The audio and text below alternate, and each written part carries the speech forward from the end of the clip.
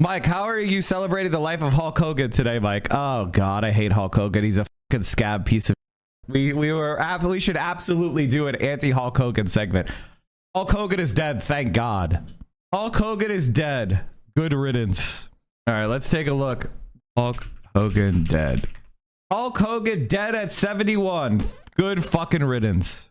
Wrestling legend Hulk Hogan dead at 71 years old. TMZ Sports has learned medics were dispatched with operators stating it was regarding a cardiac arrest. Sounds like he did a too much nose candy. So who knows? I don't know that for sure. Bravo, Rescue 46, LR 45, Engine 46, cardiac arrest. Rescue 46, LR 45, Engine 46, fire attack Bravo. You know what time it is, chat. You know what time it is.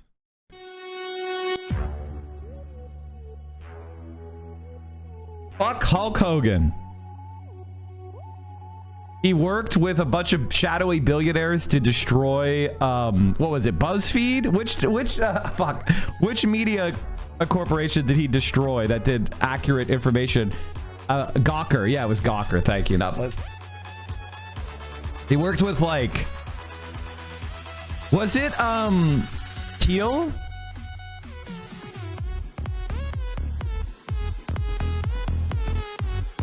Hulk was the star of the 2024 Republican National Convention. Fuck this piece of shit. I've seen some great tag teams in my time. Hulk Hogan and, ooh yeah, the Macho Man Randy Savage. But you know something? I see the greatest tag team of my life standing upon us, getting ready to straighten this country out for all the real Americans. His family was compromised. When I look out there and I see Donald Trump, I think about how his business was compromised. But what happened last week when they took a shot at my hero? And they tried to kill the next president of the United States. Enough was enough. And I said, let Trumpomania run wild, brother. Let Trumpomania rule again. Let Trumpomania make America great again.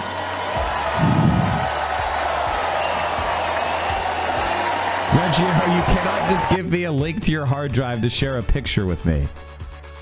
Dummy. I've been in the ring with some of the biggest, some of the baddest dudes on the planet. And I've squared off against warriors, ooh yeah, savages.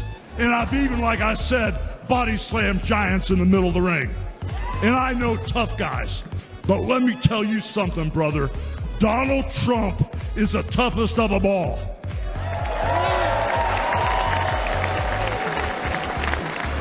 They've thrown everything at Donald Trump. All the investigations, the impeachments, the court cases, and he's still standing and kicking their butts. So all you criminals, all you lowlifes, all you scumbags, all you drug dealers, and all you crooked politicians need to answer one question, brother.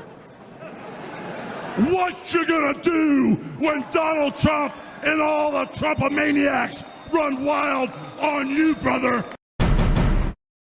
And if you thought that was bad, wait until you find out that he was the key scab that broke what was a WWE wrestler union that Jesse Ventura was trying to form.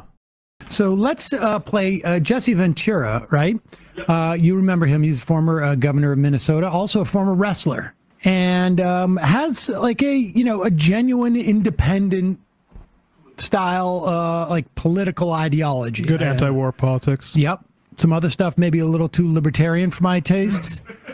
And you'll recall Hulk Hogan, again, Peter Thiel sponsored his lawsuit against Gawker as a way of bankrupting Gawker, because Gawker had done a blind item on Peter Thiel, supposedly outing him, And he wanted to end that publication, and so he did. And he did it behind the cloak of Hulk Hogan. But here's another story about Hulk Hogan that I think is also telling. This is him asking about Hulk Hogan friendship. Duality or ownership to him. You and Hulk were once good friends. Yeah. What's the likelihood of that ever being repaired? Never. What? Can't trust him. I'm not friends with anyone I don't trust. I have to have a trust with someone to be their friend. And he's the one that ratted me to Vince when I tried to unionize. I found that out under federal deposition when Vince was put under sworn, and he didn't hesitate at all. I told my lawyer the story, and in deposition you can ask about anything. And so I wanted to know who ratted me in the locker room, because there were no agents, no one from the office was in there when I did it. So it had to be one of the boys. And when my attorney said, Mr. McMahon, has there ever been a union in wrestling? And Vince said, no. He said, has anyone ever tried to? And Vince said, well, I think Jesse Ventura spouted his mouth off about it once before. And my attorney said, did you hear Mr. Ventura? No. Well, then how do you know he did? With no hesitation, Vince went, Hulk Hogan told me. And I didn't show any emotion, but I almost tipped over in the chair because he was my friend. And I thought, but then I understand why. When we went to court, I saw in WrestleMania 3, Hogan got paid more than all of us combined. Now, why would he want a union when he's getting taken care of? Imagine that, WrestleMania 3, 93,000 people, and he got more than Andre the Giant and all the rest of us combined. If there was a union, would that happen? No. No. What communication did you... Actually, what's funny is unions actually oftentimes result in the top players making bigger contracts. This is what people are stupid about. They don't understand. When you have negotiations, it requires, like, it puts the company to open their books. And then you start getting minimum contracts, and the minimum contracts start getting indexed to inflation. And then because the minimum contracts are going up, the people at the top have actually more bargaining power, because they can say, hey, a standard guy's making $500,000. I should be making 20 times that. And so it actually results in an escalating spiral for the top, actually, because the union results in all the players collectively getting pressure on the company in order to raise wages. This is what actually happens.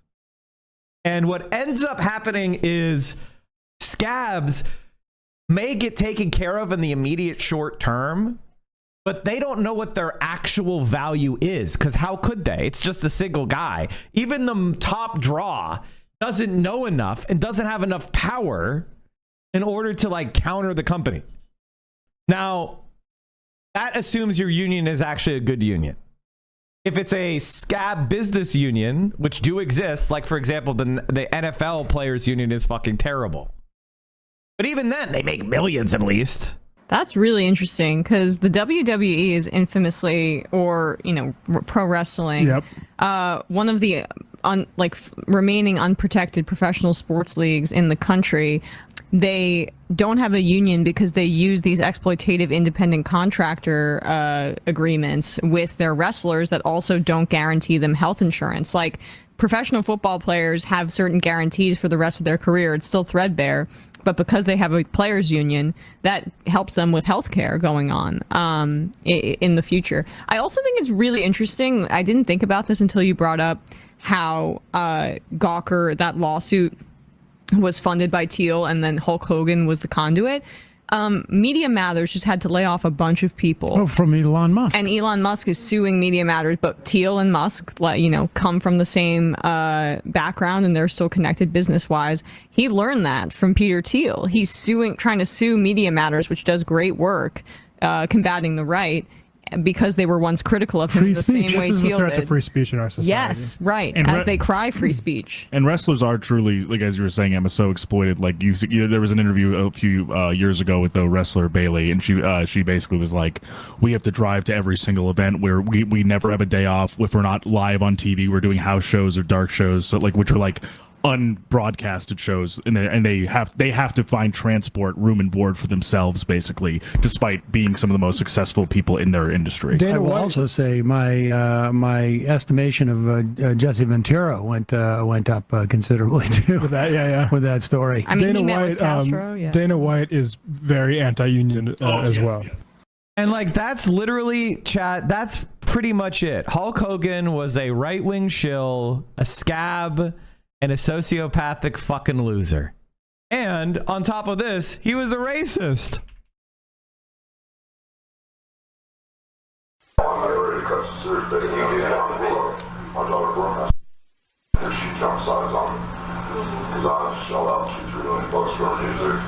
I've done everything fucking with him day and night on the radio like a jackass, and he's working with me to make work when we really should call it a day and do the shit I did. He paid $2 to $3 million to produce music for the Sun. He's this black billionaire guy, Cecile. He's basically did more for her in a year than anybody's done. He had one song, and after 10 months, it should go to, I try to be the realist, and this is your option. You got a better option. He's going to put $500 million behind. We're doing the best we can. So it gets to the point where, I don't know, if Brooke was fucking the black guy's son or they've been hanging out, I caught them holding hands together on the tour. They were getting close to kind of the fucking, I'm not a double standard type of guy. I'm just racist to a point, you know, effing N-words. But then when it comes to people and, well, we are all that way. That's when it comes to nice people. You can't say that. I don't give a fuck if she basketball player. If we're gonna F with N-words, let's get a rich one. This is why Hulk Hogan was proudly touted at the RNC. So again, Jesse Ventura. WWE again. Would you consider burying the hatchet with Hulk Hogan? No. Conversation at least? I don't know. When was the last time you spoke to Hulk Hogan? I don't know. He betrayed me to an extent. Well, I'll tell you the story. That's 30 years ago, right? Yeah, but this was just prior to WrestleMania 2. We were all in a dressing room, and there was nobody from the office. I waited, and I got up on a chair, and I told everybody, now is our time to unionize. I said, all the publicity's gone out on WrestleMania. I said, if we refuse to wrestle, unless union negotiators are brought in, it's federal law. They have to be brought in. It's the law. And I said, and then if we can get the Charlotte guys to join us, we can freeze them, freeze Vince, and force them to do collective bargaining, and we can finally get a union. And I gave my impassioned speech, right? The next day I go home, my phone rings, it's Vince. What the fuck? Union, da-da-da. I said, Vince, I fought him. I said, Vince, I'm not talking about just fighting you and that. I said, right now, this was 1980s. I said, right now I pay $5,000 a year for health care for my family. If we had a union, I might only have to pay $1,250. You know, because there's strength in numbers. Sure. I said, what about all the guys I've seen that give 30 years to this business, and in the end, they ain't got a pot to piss in or a window to throw it out of? If we had a union, maybe they could retire with $500 a month. Something. Yeah. I said, why? And you know what did it for me? I was in Las Vegas, and I got on an elevator. And you know who got on the elevator with me? Who? A great big offensive guard from the Oakland Raiders by the name of Gene Upshaw. Do you know who Gene Upshaw was? Yeah. Head of the NFL Players Association. I got on that elevator, and Gene Upshaw, I said, hi, Gene. Hey, Jesse, nice to meet you. Gene's big black finger went up in the air, and he goes, you boys need a union. And I said, I know. Gene Upshaw sparked me and said, you boys need a union. I said, I know we do. So I stood up. I gave my impassioned thing. to unionize. Vince called me on the carpet the next day. I didn't care. I was going to do Predator.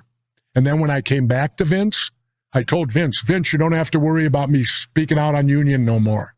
He goes, really? Why not? I said, I got mine, Screen Actors Guild. I said, I now get health benefits, retirement. Right now, with the little shit that I did in Hollywood, I'm retired on over $50,000 a year from SAG. I get over $50,000 a year. Still. Right now. Wow. I'm collecting it. It's my retirement. Wow. Well, the thing is, though, if he wasn't getting it, some capitalist somewhere would be. Some studio somewhere would be getting. That's not money from make-believe. That's money from people watching Predator. That's from people streaming Predator. That's from people watching it on television. There are people that are still taking advantage of that work, and people are still making money from it. That's money he is owed. But for some reason, so many people believe all that money should go to capitalists. All that money should go to some fucking guy who owns shit instead of the people who made it. That's the power of a union. It's a shame that he gave up. But this is an important story. This is real. And so when I came back to Vince, I said, you don't need to worry about me. If these dummies don't want to protect themselves, screw them. I tried. I said, I got my SAG card, and I'm on retirement right now. I started at age 70. Started collecting, and I made it up to where I make over $50,000 a year in SAG retirement. And then I have after retirement too. Wow. Which is the broadcasters. Yeah. And I could never figure this one out. But then it came to me. Why, since wrestling's on TV every week, why weren't they required to join AFTRA? You want to know why? Why? Healthcare. You think AFTRA wants to bring in 1,000 wrestlers into their healthcare system? It would bankrupt them. That can be the only reason. Yeah. Because they're on TV every week on television. I'm sure they've tried. I'm absolutely sure they've tried. You know how hard it is to unionize in America? Do you understand how hard it is to? I mean, he does, but do you understand how hard it is to get a union in this shithole? The companies have absolutely no obligation to recognize the union. They have no obligation to negotiate with the union. They can do all sorts of shit. In order for you to get a union, the company has to be broken. That takes incredible community support. That takes solidarity. But there's an international capitalist class that flies in their best consultants, their best lawyers, their best propagandists to fight. Because they understand this will, if unions start winning, profits will go from the capitalist class to the working class, to labor. They don't want that. And they have complete solidarity. There's a class war going on. The capitalists are all solidaristic. You are the scum that think that you have something different with your fellow worker. There's some separation that makes you different. The capitalists, they get it. Why aren't they required to join AFTRA? Yeah. Jesse, this has been an honor and a privilege to be able to sit with you. Well, I've told you more than I wanted to. But backstories. But getting back to the whole. We just had our union election for the campaign I got started last week, and we lost. It was 100 people. The anti-union propaganda was whack. Here's the one thing I will say about any kind of organ, and that's incredible that you tried, man. I really think that's amazing. Here's the one thing you need to understand. Oftentimes, unionization drives need a bite or two at the apple. A lot of the time, you don't get it the first time. It's not just a once and done. It's a process. I'm sure there will be another opportunity. And when that opportunity is ripe, you try again. Hogan thing. If we finish up on that. Yeah. What ended up happening was this, and that's why I know he did it. Because when I sued the WWF over royalties for videotape, I used to say to Vince all the time, Vince, how come everything I do in Hollywood, I get royalties, and everything I do for you, I get nothing? Why is that? Why are you different than Hollywood? Well, I said, could it be a union? Could that be the difference? And so with, you know, so getting back to what had happened was when I sued the WWF, we had to take Vince's deposition. So me and my lawyer flew to Connecticut. Now I can't say nothing because you sit in a deposition. I gotta stay silent.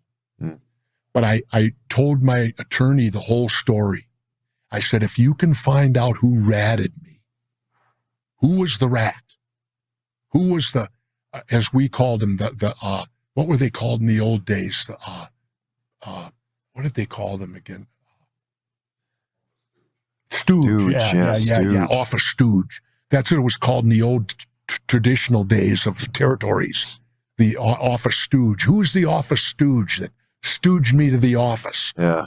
So we sat down deposing Vince, and it got halfway through, and the lawyer can ask anything. Yeah. And my attorney says to Vince, Mr. McMahon, he said, has there ever been a union in wrestling? We all hate this fucker. And if you want to understand reality, Vince McMahon, because he destroyed that wrestlers union, is now worth $3.3 billion. 3.2, excuse me, billion dollars. And he gets a $5.6 million salary on top of it. So you have thousands of wrestlers who are dealing with the toll that it took on their bodies to be wrestlers, the performance enhancing drugs they took, the beatings they took physically. They made this man a billionaire. He could give each one of these men $1 million and he would still be a billionaire. Think about that disgusting reality. And that's what Hulk Hogan stood for. More wealth for Vince McMahon. What a disgusting rat. At least have a conversation one day. That was a long time ago. Well,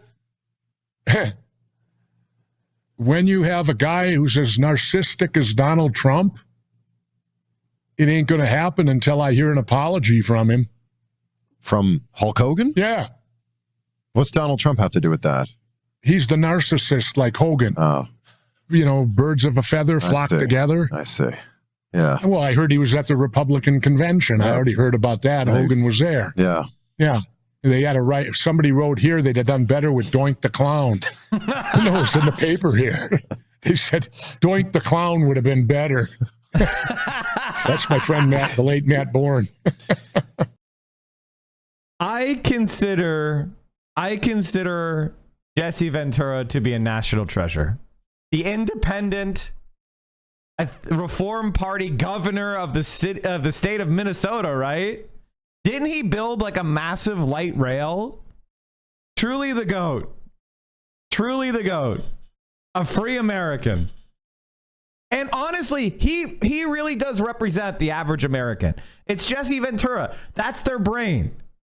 Slightly conspiratorial, pro-union, wants to build shit, proud of themselves, proud of their country, even though the country does a bunch of fucked up shit. They don't know about that. This shit will make you a sexual tyrannosaurus like me.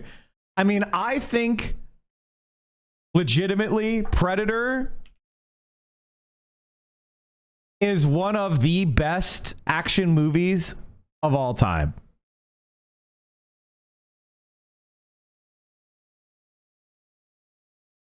It's so good. It holds up so well.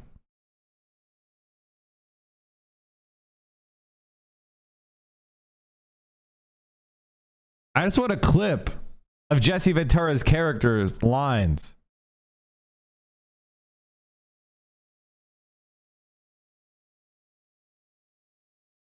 Predator, it will make you a sexual Tyrannosaurus. There we go.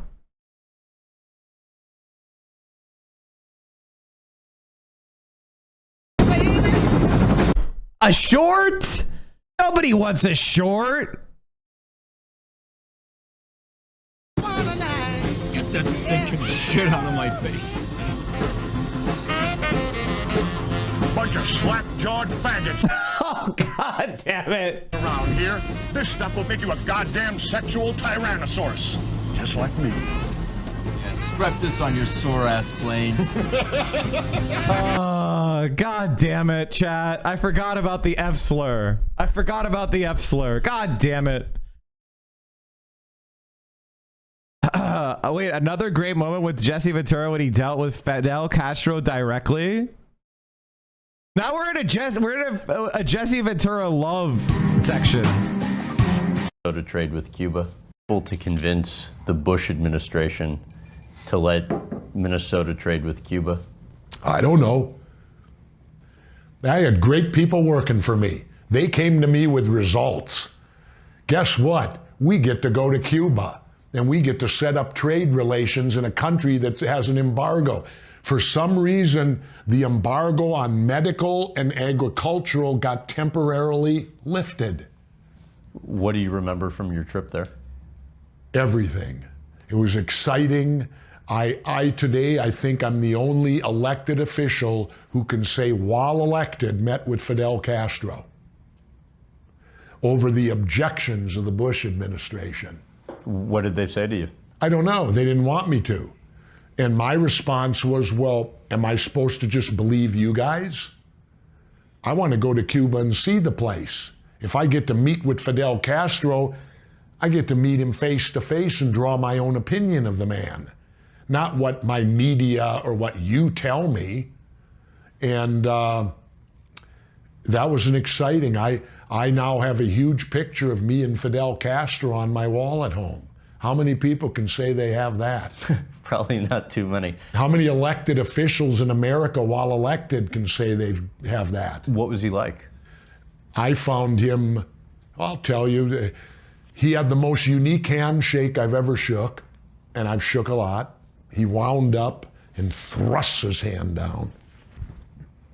I found that very unique.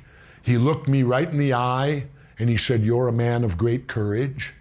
And I looked him in the eye and I called him Mr. President because they have elections too, you know. He's just the only one on the ballot. We give you two. Oh boy, is America great. We give you two, one more than Fidel. You know, you might as well give it, because our two are the same, so you might as well just get Fidel. You know, same thing.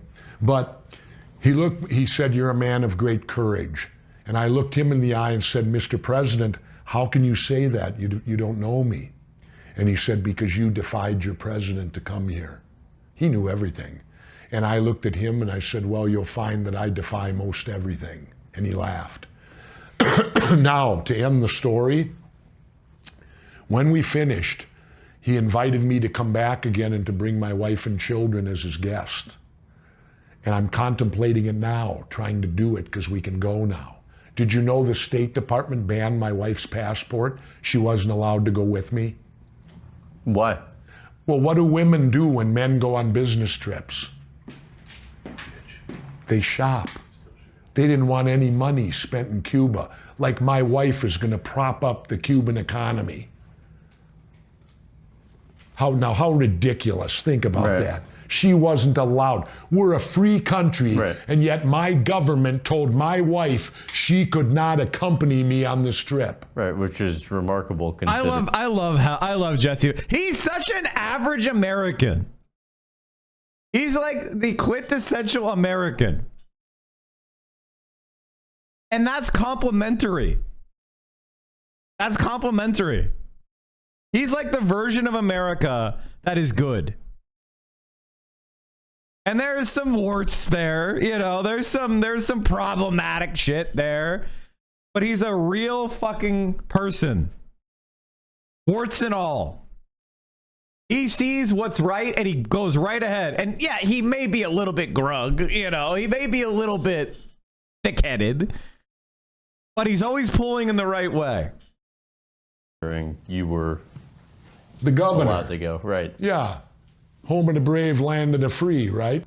Do you think you take Castro up on his offer? Yeah, I'd love to. In fact, we're trying to arrange to take my internet show to Havana right now. What was discussed? I'd love to meet with him without internet. I'd love to meet with Fidel today, shake his hand and say, "You did it. Relationship is back, and you did it. You beat the United States of America. For 50 years, they tried to destroy you with terrorism, and you beat them. Because we did use terrorism on Cuba, you know. What did you ask him about the Kennedy assassination? His perception of it. What did he have to say? Couldn't shut him up for 20 minutes. He said it was an inside job. He said Oswald couldn't make the shots. You know that as well as I do. He said, I had nothing to do with it. He said, do I look suicidal to you? He said, I love my country. He said, if I killed John Kennedy, the United States would have wiped Cuba off the earth. I'm not suicidal.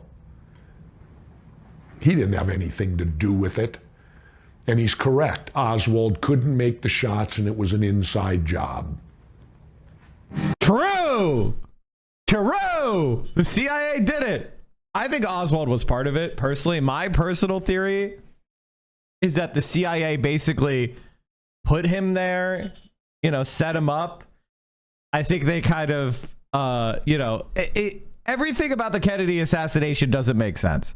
Oswald was a Soviet defector, but then he's brought back and like basically invited back into the country, and he starts immediately interacting with CIA agents in the US or CIA cutouts. It's like, come on. Come on. And they let him bring his Russian wife back? Come on. Come on. Anyway, everybody's finding out that Jesse Ventura is incredibly based. He is incredibly based. One of the most interesting Americans of the last, you know, 60, 70 years. He's fun as fuck. And Hulk Hogan sucks. You're dead, bitch. He also made fun of Chris Kyle, which was another. He's a Navy SEAL, Chad. The thing about Hulk Hogan is he's a Navy SEAL. And what people don't understand about special ops is they're basically just America's assassination and criminal gangs. Jesse Ventura was a Navy SEAL, not Hulk Hogan. Sorry. Hulk Hogan is a fucking nothing. Jesse Ventura was a Navy SEAL. He sued Chris Kyle and won even after Kyle died. What a fucking legend. The numbers speak for themselves. Were you high when you sued Chris Kyle's widow? Was I high? You know, that's a question, and I expect it from someone from Fox. No. Serious question. No, it ain't. No, it ain't, because I never sued the widow. I sued him. Okay, well, she's suffering a lot of pain right now. No, she isn't.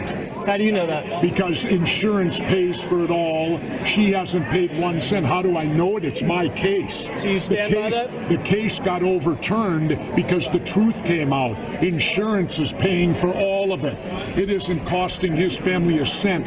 That's the way legal works if you do your homework. Would you apologize to her? No, she should apologize to me for the lie that her husband told about me. Why would I apologize? I didn't do anything. You only apologize if you've done something wrong, pal. Do you believe individuals should be able to own shoulder-mounted RPGs, civilians? That's a rocket. That's not a gun. That's not a handgun. Okay, so given that, I'm hearing then that I'm talking about firearms. Okay, fair enough, Governor. He's David Pakman sucks fucking shit. Of course, when he comes, the only time he comes in is to be a fucking nerd.